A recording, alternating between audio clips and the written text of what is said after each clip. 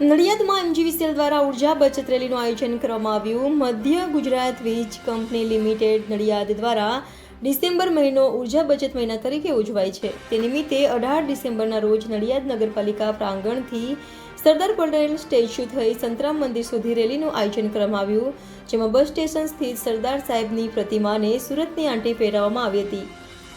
અધિક્ષક ઇજનેર ટીસી વ્યાસે રેલીને પ્રસ્થાન કરાવ્યું હતું. નડિયાદ વર્તુળ કચેરી અંતર્ગત આવેલ વિભાગીય કચેરીઓ તથા પેટા વિભાગીય કચેરીઓના 400 જેટલા અધિકારીઓ અને કર્મચારીઓ આ રેલીમાં જોડાઈને ઉર્જા બચાવવા માટે વીજ વપરાશ નિયંત્રિત કરવા તથા સૌર ઉર્જાના ઉપયોગ, પીએમ સૂર્યઘર મફત વીજળી યોજના તથા સોલાર રૂફટોપના ટેબલો દ્વારા વીજ બચત કરી જાહેર જનતાને ઉર્જા બચાવવાનો સંદેશો પાઠવવામાં આવ્યો.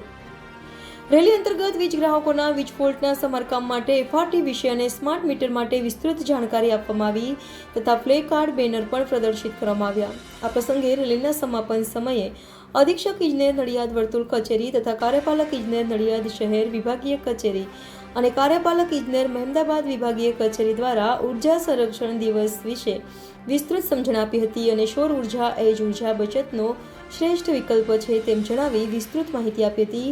આ રેલીમાં ટીસી વ્યાસ અધિક્ષક ઇજનેર નડિયાદ વર્તુળ કચેરી તથા કેએમ શાહ કાર્યપાલક ઇજનેર નડિયાદ શહેર વિભાગીય કચેરી, ટીજે શાહ કાર્યપાલક ઇજનેર મહેમદાબાદ વિભાગીય કચેરી વગેરે કચેરીઓના અધિકારીઓ અને કર્મચારીઓ જોડાયા હતા.